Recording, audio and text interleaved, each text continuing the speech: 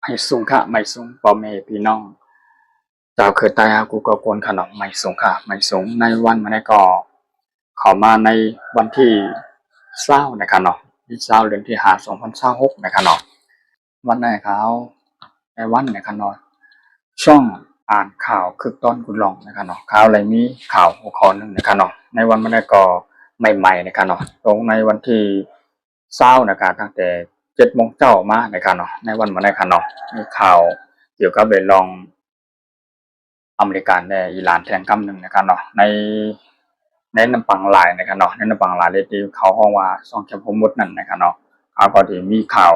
บุย้ำคือตอนเสียข่าวที่มา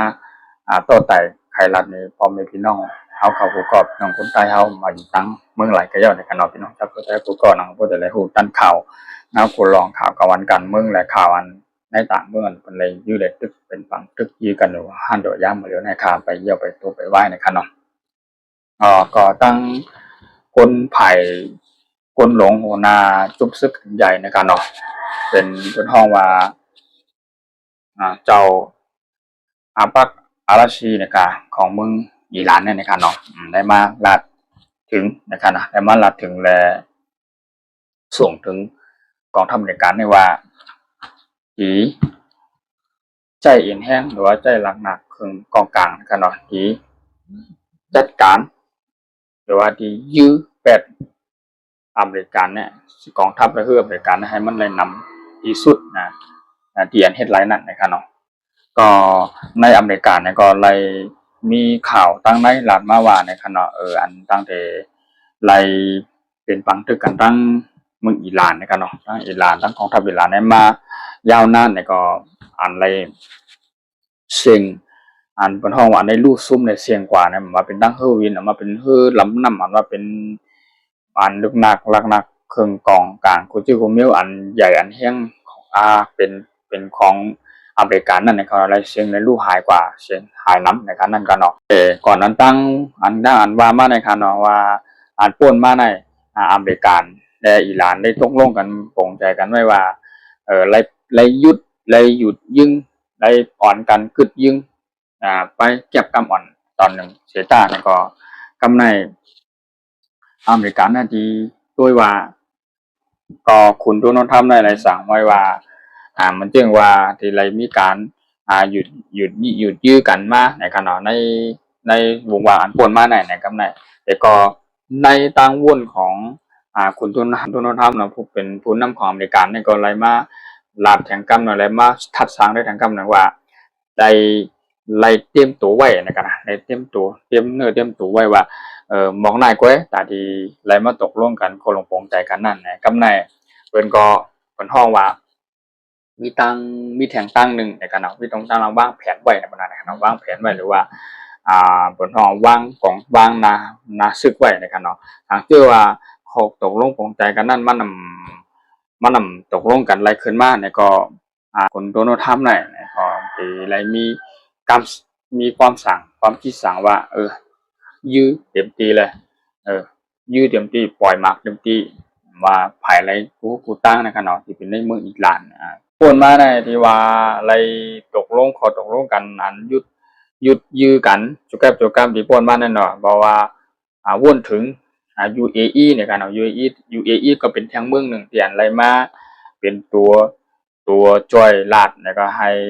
ย้อมกันแล้วก็ให้กึดยื้อเรื่องต่างตึกกันได้ในกันเนาะอเมริกันก็วนจริงไหนแล้วก็ยุดยื้อกันในกันเนาะว่าวนถึงหันหน้าถึงเมืองUAE เห็นว่าในกันเนาะก็เป็นเมืองใหญ่เหมือนกันนั่นแหละแต่ว่าก็ใครคำนะคำตากันอย่างนั้นในกันเนาะสังเกตว่าอ่ามันมีการตกลงกันเสียฉาขึ้นมาเนี่ยก็ตามที่ยุคกองทัพแล้วตามที่ยุคนาซึกเปิดเฮอบินไทยทั้งกำเนิดเนี่ยก็จังเป็นกว่าไรนะครับเนาะในการได้วุ่นมาจึงไหนจำเป็นก็เฮาเตรียมเนื้อเตรียมตัวไว้นะครับเฮามีตังสติไว้เลยเฮามีพร้อมเป้งไว้นั่นดีที่สุดนะครับคนทำก็เป็นมีคำสั่งรับมาจึงไหนหมอกในลูกน้องในกองทัพนาทีศึกอันใหญ่อันแห้งอันมาไปในน้ำปังลายนะว่ามันมาไปเรียนดินนั้นล้อมหอบไว้อยู่ที่เมืองอิหร่านนั่นเดียนวันห่อซ่องแคบพมุดเนี่ยนะครับเนาะก็มีคำสั่ง ก็ขอกำเหลียวไว้เพราะว่าคนทุนทำสั่งว่าจัดการเลยยื้อเลยปล่อยหมากเลยห้ามลำหรือไปเนี่ยก็อยู่ที่ปัจจัยข้อที่สั่งของคนทุนทำก็เหลียวนะครับแต่โดยในไปคำตอบนะครับเนาะที่เป็นเมือง UAE สหรัฐอเมริกาอันมานะครับนี่ก็เป็นเมืองแทงเมืองหนึ่งนะครับแหละเนาะไล่มาปองข่าวแล้วว่าไล่มาข่าวทั้งในนะครับไล่มาลาดว่าไล่มีตัวแล้วมีตัวสกัดนะครับเนาะตัวสกัดก็ตัวเฮนะครับตัวเฮหมักนะครับเนาะตาคือหลายลำนะครับเนาะเพื่อเป็นการเตรียมไว้ในการในความไม่ในภายในของอเมริกานั่นก็กองทัพเลยหรือว่าศึกของอเมริกานั้นเพิ่นมีการเตรียมไว้ว่าเนาะไล่ปีกไว้คือของอ่าปีกไว้คือเพิ่นฮ้องว่าเตรียมการคือไว้นะตา89ลำนะครับเนาะ89ลำแน่พร้อมที่ลงมือได้ที่ไปยื้อกำเดียวเนี่ยเพราะว่าลายมันจืดใจมากนะครับเนาะก็ที่พร้อมที่ลงมือให้กำเดียวเนี่ยมองได้ครับเนาะเมื่อว่านะครับเนาะเมื่อว่าญาวันที่19เนี่ยก็เลยมีโดรนนะครับเนาะตัวน่ะเป็นตัวยิงเป็นหมากแล้วยิงเข้ามาหลายหลายลูกนะครับ5ถึง6ลูกว่าอันเป็นเมืองUAE ในเฮไว้แต่2ลูกนะครับนะเฮไว้สกัดไว้นะครับตั้นอยู่2ลูกนะครับเนาะ มีหมอก3ถึง4ลำนะครับเนาะโดรนที่ส่งมานั่นนะครับเนาะส่งมาที่ลูกที่หมงมาแต่ลูกในเมืองอิรักนะครับว่าส่งมาเปิดตาได้มายื้อใส่โรงไฟฟ้าโรงไฟฟ้าของ UAE เนี่ยที่อันมีฐานทัพอเมริกันอันมีฐานทัพและนะอันมีกองทัพและฐานทัพอเมริกันที่อยู่ใน UAE นะครับเนาะก็ได้มีโดรนดา3หรือ4ลำมันส่งเข้ามาแต่ว่าไรเฮไว้ตาสองลำนะครับโดรนก็เป็นหมากนะครับเนาะหมากโดรนนั้นส่งมาแต่ได้มายื้อมาให้มันมาแตกในเมือง UAE นั่นแต่ว่าฐานทัพหรือว่าตัวสกัดมันไรเฮไว้ตา2ลูกนะครับเนาะแต่อันเป็นในเมืองของ UAE นี่ก็ไล่มาลาถึงมองเรื่องถึงว่าเฮ็ดหน้าที่ปุนพ่นของตามเมืองเฮาเนี่ยว่าสังเกตว่าหมากเมืองไรสิว่าอันยื้อเข้ามาในเมือง UAE ของเมืองเฮาได้นะครับเนาะ USE นะครับเนาะแล้วก็ข่าวที่ใช้สั่งการให้ทางการให้นักศึกกองทัพอันที่ไปเหตุการณ์น่ะที่ตอบขึ้นเนี่ยที่ซอยขึ้นกำเดียวเนี่ยเตรียมรัดน้ำหังมองได้นะครับเนาะในในส่วนของที่เป็นเมือง UAE นั่นกันเนาะเมืองอีอันว่าเนี่ยก็เป็นเมืองที่ใหญ่เมืองหนึ่งเหี่ยแล้วก็ที่อันมีฐานทัพอเมริกันและนักศึกอเมริกันที่เพิ่นไปปักหลักแหละไปตั้งกองทัพไว้นั่นในกันเนาะไปตั้งกองทัพไว้ตั้งนักศึกไว้นั่นในกันเนาะกับในอิหร่านเนี่ยปล่อยมาหลายฮูกหลายตั้งนะครับเนาะอิรักเนี่ยก็มันก็เป็นอุ้ยหลีของอิหร่านนั่นแหละแต่ว่าที่อยู่ตั้งหลังเต็มมันก็เป็นอิหร่านนะครับเนาะมันก็เลยวันเนี่ยมันก็อ่ำเย่าอ่ำไหวนะครับเนาะมาเป็นอิหร่านมาเป็นอิรักมาเป็นเลบานอนนะครับเนาะตอนเดียวน่มันเป็นสายเดียวกันนั่นแหละสายเดียวกันอิหร่านเนี่ยเป็นเมืองหลวงนะครับเนาะเป็นเมืองหลวงแล้วเป็นกินเป็นมือเป็นเงามันในอันที่ไรส่งลักหนักคึงกองกลางแล้วมามุ่งยืนยามจะตัดที่ส่งไปหาอันเป็นห้องว่ากองทัพหรือว่าเมืองเล็กนั่นเนี่ยก็ต้องไล่มีตั้งที่ปืนอิหร่านอยู่นั่นนะครับเนาะกำไรจึงหนังว่าเนาะอเมริกันเนี่ยก็ไล่มีนักศึกหลายตั้งอยู่นะอันที่เลยไปหับขามนั่นนะครับเนาะไปหับขามหรือว่าอันที่ไปตึกในกำเดียวนั่นแต่ว่าคือเนี่ยก็พวกมาวุ่นในท่าสร้างด้วยในอเมริกันเนี่ยเองเฮี้ยงใหญ่แล้วก็นักศึกก็ใหญ่นะครับเนาะไปวุ่นไปปีนเนี่ยไปการคือหลักหนักคือกองกลางอันยี่คุณจะกุมยกลบนห้องกำไทยมอล้ำสมัยกว่านะครับเนาะอันอยากบนห้องว่าแขนที่สุดแล้วก็เล็ดที่สุดในกำพานะเพราะว่าเป็นเจ้าเป็นคนที่อันคุ้มครองโลกเข้าในนะครับกำพาได้นะครับเนาะสารับในสุดยอดนะครับมันก็ไม่ใช่ว่าเรื่องเรียนเนี่ยก่อนอ่อนหรือมาล่มสาราอะไรนั่นนะครับมันต้องแข็งแกร่งแต่ว่าอิหร่านเนี่ยยอมรับว่าแข็งยอมรับว่าแข็งเหมือนกันนะเป็นเมืองอิหร่านเนี่ยก็เป็นเมืองใหญ่แต่เมืองเล็กๆนะอิหร่านเนี่ยจะอ่านเป็นในเมืองอันที่อันใหญ่จานเป็นกะลาคุมโหนะกะลาพวกโหเนี่ยเมืองอันที่ใหญ่ที่สุดในเมื่อเป็นเมืองอิหร่านนะอิหร่านหรือเซเนมการมันดีออกการแทงแหละเป็นเมืองอ่อนเมืองเย็ดเหมือนจึงว่าอันอยู่ภายใต้ ตามที่สั่งนั้นอันอยู่ภายใต้เรียกว่าอันต้องปึงอีเมืองอิหร่านนั้นมันมีร่วมแต่เมืองอิหร่านกับเมืองอิหร่านเป็นเมืองหลวงมันนะครับทำยังก็เป็นตัวกุ้งหลวงนั่นกันเนาะตัวใหญ่หลวงนะครับอย่างเช่นมีแทงเลบานอนเนี่ยเมืองแหลกเลบานอนแล้วก็ฮูตีแหละฮิซบอลลอฮ์แหละฮามาสเนี่ยครับเนาะทั้งอิรักเนี่ยมันก็เข้ามาดังอิหร่านหมดนะครับเนาะเพราะอิหร่านเป็นเงาลงมันแล้วก็เป็นอันมีหมามือจิ้นย่ำหลังนะคือกองกลางอันดีส่งพันนั่นนะครับมันจึงว่าดังเมืองใต้เฮาเนี่ยว่ามันจึงว่าพี่น้องว่านะครับมีทั้งคนเขตคนทางเพิ่นมาพเนจรบันแห้งอยู่ตั้งหลังนั่นนะครับเนาะมาเป็นคู่ใจคู่สวยมาเป็นรักนักคือกองกลางคู่จื้อคู่เมียวนะครับเนาะก็มีอยู่คนต้องมีตั้งหลังมันนะเพราะว่าก็มาเมืองอิรักเมืองเลบานอนเมืองฮิซบอลลอฮ์ได้ตันกินหรอกแกเอาแก้เมืองอิสราเอลเมืองนึงก็เอาอยู่อะนี่ยาวหยามหมดอ่ะเป็นพองล่างนักเป็นของหมดอ่ะว่าเขาห้ามเต้นะคำเป้อิสราเอลไรหรอนะเขาเป็นจริงไหนแหละเขาถึงแล้วมาโฮมมือกันในขณะบนห้องว่าทีมอเมริกันนั่นก็ที่มักมันหมายว่าจะอันพวกโหก้านพวกโหนั่นอันเรือเซนมก้าเป็นใหญ่หลวงแล้วก็เป็นเมืองอิหร่านเนี่ยมักหมายว่าเขาเป็นผู้ก่อการให้นะกันเนาะมันก็เลยมีมาการขัดกันใครยื้อใครตื้อกันมาต่างใดไหนถึงไหนปัญหามันก็ย่อมตุ่มไว้ก็แบบที่ไหนแลดีกว่าที่มามันในขนมเฮียงแลอิหร่านและอเมริกันยื้อกันนะครับเนาะแล้วก็เฮียงแลฮามาสและอิสราเอลยื้อกันนะครับเนาะมันก็มีดีกว่าที่มาวันก่อนตั้งแต่วันที่เริ่มเป็นกองไพ่มาเล็กๆนั่นนะครับมันกองไพ่เหมือนได้จุดกองไพ่เล็กๆนั่นเป็นกองไพ่ใหญ่นะครับเนาะกำในอันเขียนที่สุดแลอันมีตังวนไปนำที่สุดนั่นก็เป็นเมืองอิสราเอลแทงเมืองอเมริกันนะครับเพราะว่าอเมริกันเนี่ยบัตรหนึ่งเนี่ยแหละแล้วก็อิสราเอลเนี่ยมันเป็นบัตรสองเนี่ยไปวนแต่ตั้งหู้ตั้งเล็ดเนี่ยภายใจปัญญาแล้วก็ภายใจหลักนะคือกองกลางแล้วก็อาวุธหรือว่าบนห้องอาวุธนะครับเนาะหลักนะคือกองกลางเขานั่นคือเขียนที่สุดในกัมพานะครับแน่นอนอิสราเอลเนี่ยแข็งนะก็นั่นแหละเมืองติดเมืองเล็กๆน้อยๆต่างๆอย่างเนี่ยมีไผที่มาตึกไหลออกเป้ไหลเมืองอิสราเอลนะต้องอิสราเอลเนี่ยเมืองอ่อนโพใหญ่เนี่ยอยู่ในวงล้อมของ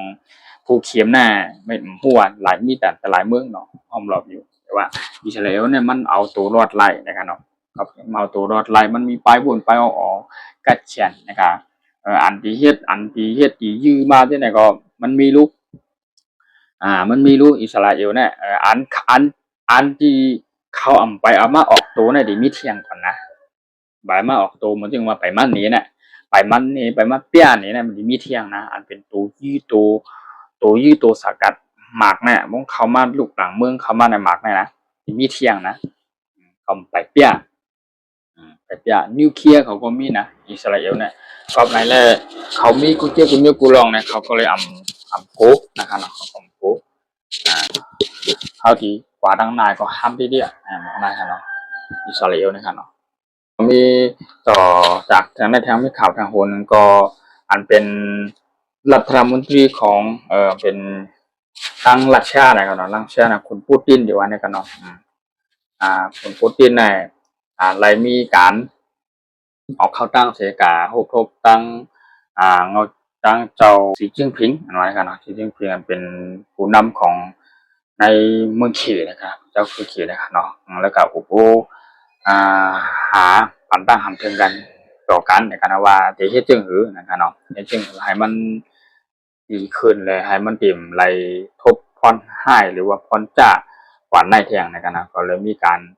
กว่าขึ้นบางกลุ่มแล้วมีการทบกันนะครับเนาะก็คุณปูตินนะครับเนาะรัสเซียนั่นนะครับรัสเซียเปิดดีกว่าลาต่อเจ้าสีจิ้งผิงบนห้องว่าเมืองเขเมืองหลงนั่นกันเนาะการคุยกันลาต่อกันในไปด้วยนะครับไปด้วยว่าอาจจะกับรันเรื่องอย่างปีมีเรื่องเกี่ยวกับเป็นลองการก็ท่องว่าพลังงานนะครับพลังงานก็เหมือนถึงว่ากูจื้อกูมีกูลองน่ะเอ็นแห้งนะครับเนาะ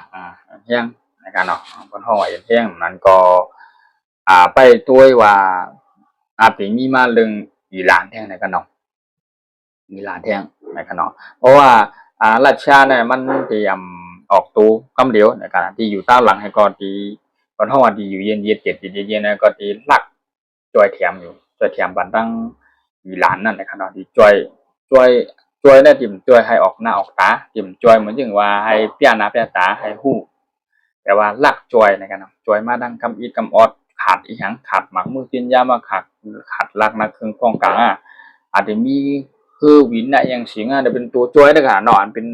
ลักนักเครื่องกองกลางกูจะกูเมียวเนี่ยเปิดตาที่จอยไรนั่นก็เท่าที่อันที่จอยไรก็ดีจอยมากในการว่าเพื่อนำแก้ตัวนะครับเนาะนั่งกดตินแต่เขาก็เป็นอุ้ยลีกันอยู่ตั้งอิหร่านเนี่ยนะครับเนาะเพราะว่าน้ำมันเนี่ยก็ในเมืองอิหร่านเนี่ยเป็นหมอลงมาหน่อยนะครับเนาะมันเนี่ยก็แต่มาถามว่าราชาก็มีอยู่แต่ว่าอันใหญ่ที่สุดในกัมพูชาเนี่ยคือหมอน้ำมันเนี่ยเป็นเมือง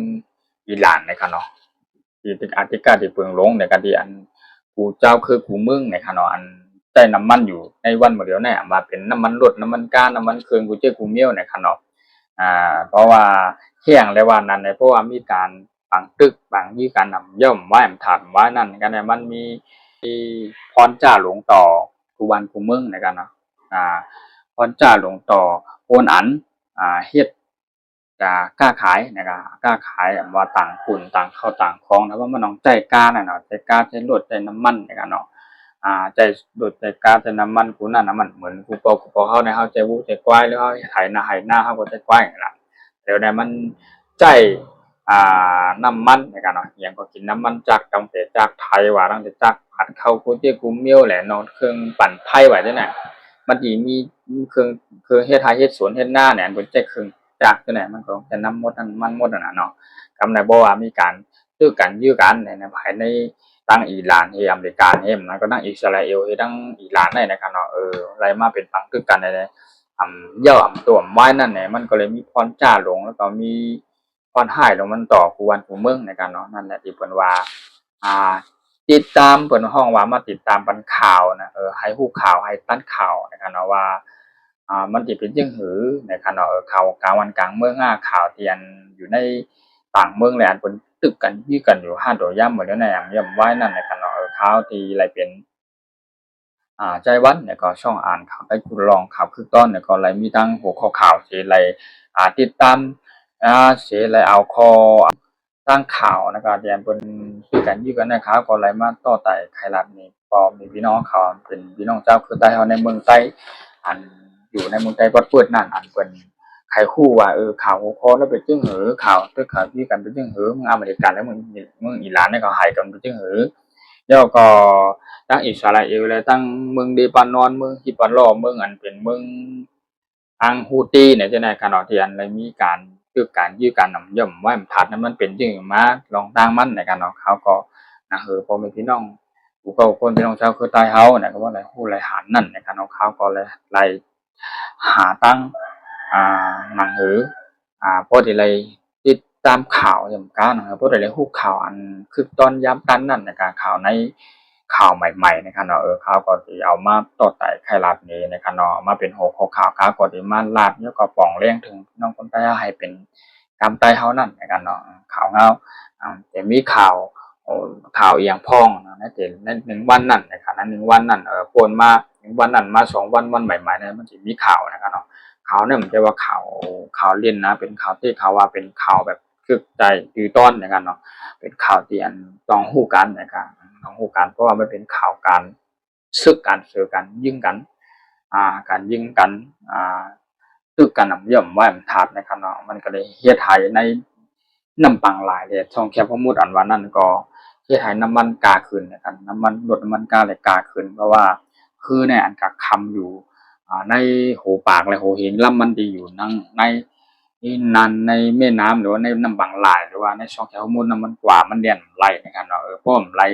ตาข้องอิหร่านนะครับไหลตาข้องอิหร่านไหลเชิงกาขวานมันนะครับเนาะไหลตาข้องอิหร่านเฮฮัดเรียนนะครับเนาะเพราะว่ามีไผทอคำชามันมีไผเอาอาเย่บันนั่นน่ะเนาะไผก็ฮัดเรียนพวกเรียนเตี้ยก็แย่เตี้ยมันรัดนะครับแต่เร็วแน่ผมดูนธรรมเนี่ยก็เลยสั่งกองทัพหรือว่าอเมริกันในอะไรที่ให้ไว้อยู่นะครับเนาะถึงว่าที่มีข้อตกลงปลงใจกันตั้งอเมริกาในตั้งอิหร่านนี่ว่าหันหน้าอ้วนหันถึงหน้า เมือง UAE ในการเปิดเดลมาตกลงกันนั่นไงก็เลยว่าไปลงมือในการไปลงมือก็คือยื้อไว้ก่อนนะแต่ว่าถึงจึงคือก็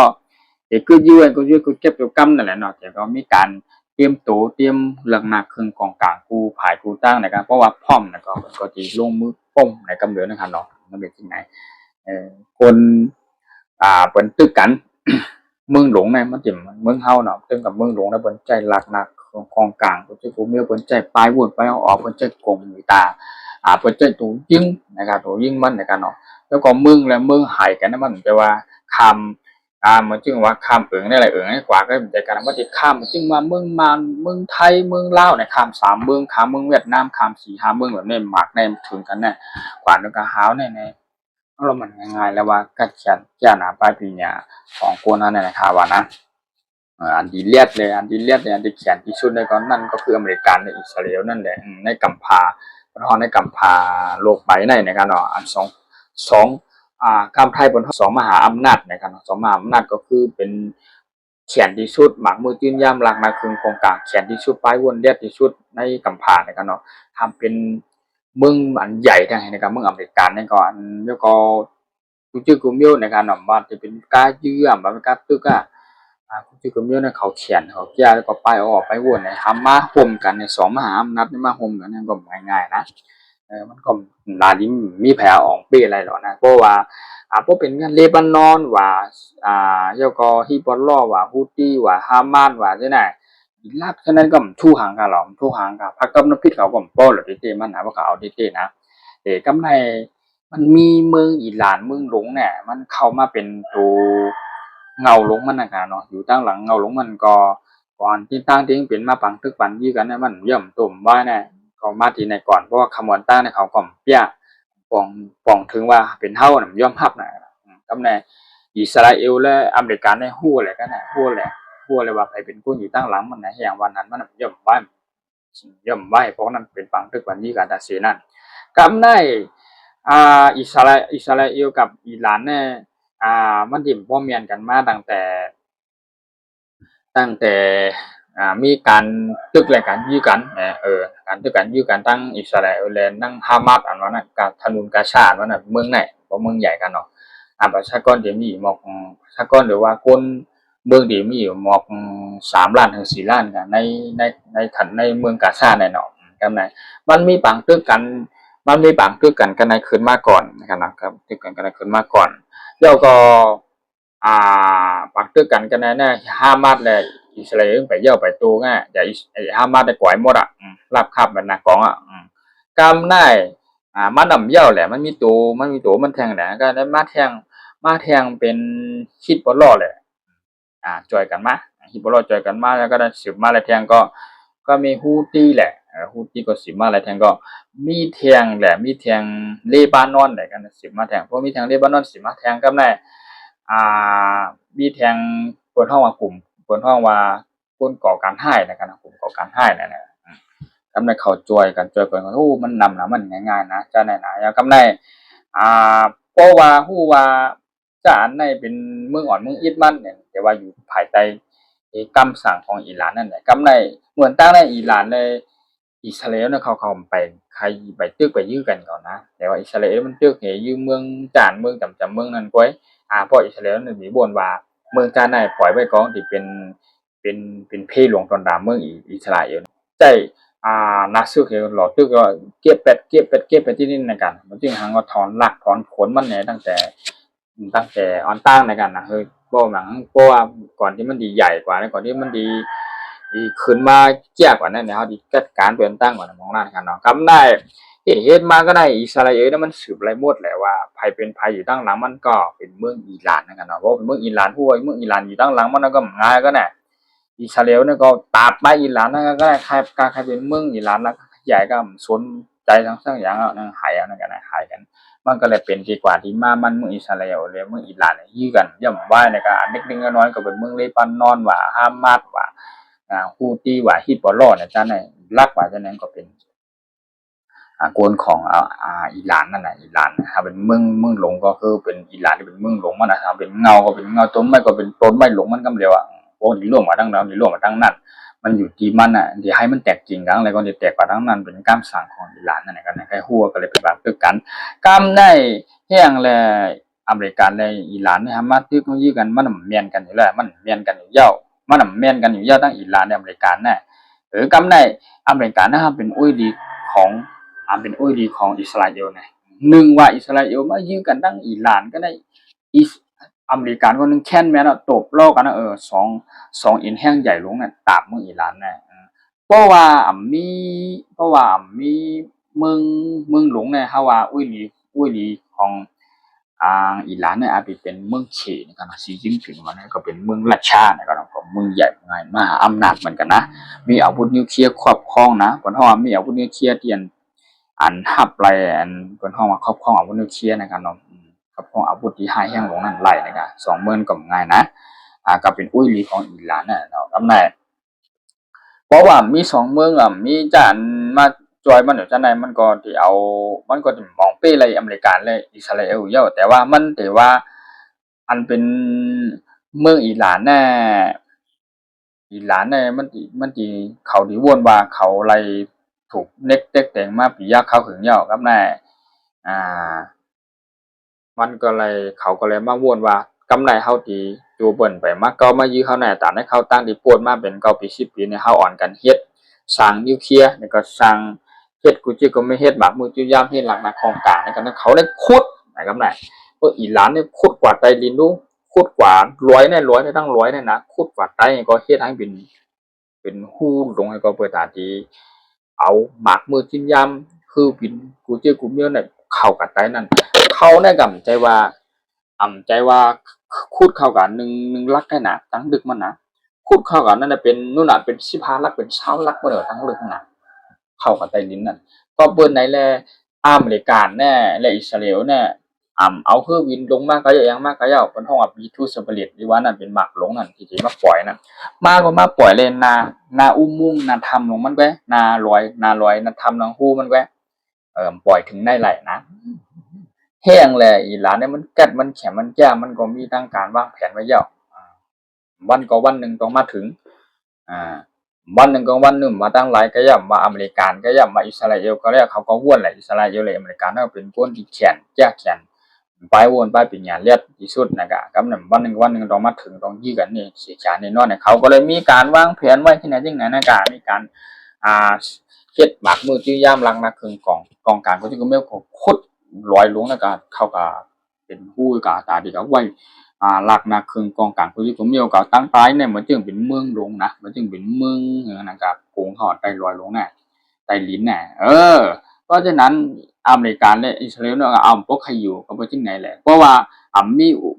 มีลอยลงมีฮู้กันก็ขุดอุโมงค์นั้นไว้ได้เพราะว่าเมืองต่อเมืองหายกันทั้งภายนอกแต่ตั้งอยู่กลางหาวนี่มันปีอิสราเอลไรกำได้เพราะว่าไผ่ตึกกันตั้งอยู่กลางหาวแน่อเมริกันและอิสราเอลนั้นมันขึ้นปันหนึ่งเยอะเพิ่นเฮาว่าเทคโนโลยีในกำไทยเนาะมันแข็งอยู่แล้วมันมีไผเป้มันไรหรอกตึกกันภายในกลางหาวนี่นะผู้จิกุมิวน่ะคือวินแน่มา1 กำน่ะ50 ลำ50 ลำปากลำน่ะมันง่ายๆนะคือวินเนี่ย F35 เนี่ยง่ายๆ F35 F22 เนี่ยมันตัวแก่ๆแข็งๆตัวโก้งๆแล้วมึงเนี่ยปล่อยมาแน่เพราะอีหร่านก็แข็งต่อๆนะเพราะมีป้อมแข็งต่อๆมันที่อยู่หลายเก่าอีหร่านนี่ก็เพเข็มแล้วมันฮอดพูดเหมือนกันก็แต่บ่มาพูดได้แน่อันแข็งแน่อันแก่ที่สุดตัวดีๆน่ะอิสราเอลน่ะอยู่ในวงล้อมของภูเข็มภูผายภูติกุต้านะ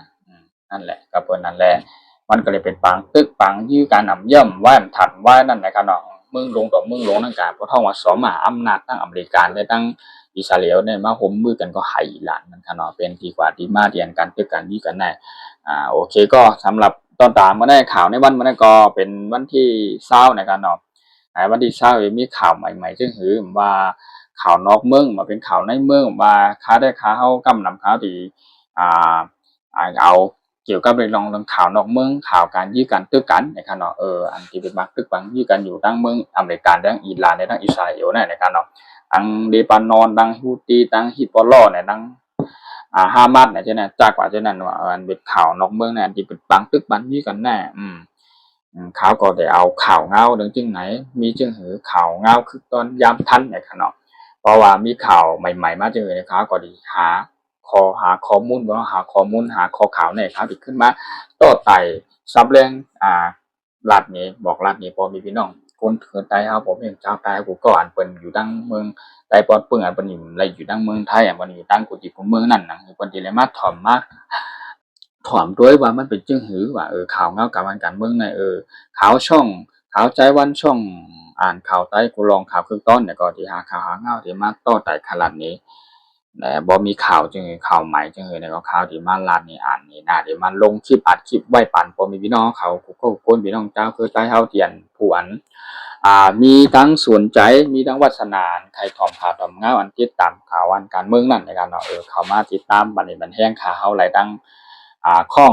ข่าวคือตอนกูลองนั่นในการเนาะมีตั้งข่าวอ่านข่าวใต้ละชานก็เป็นช่องของปีจ่ายคำลาวเฮาในว่าปีสมชายเจริญปัญญาในดังไทยในคณะพ่อพี่น้องตั้งคนใต้เฮาเนี่ยก็เป็นปีจ่ายคำลาวนั่นก็เป็นช่องอ่านข่าวเหมือนกันหาข่าวเฮาเงาข่าวคือตอนกูลองนั่นก็เนาะเพิ่นก็สิมา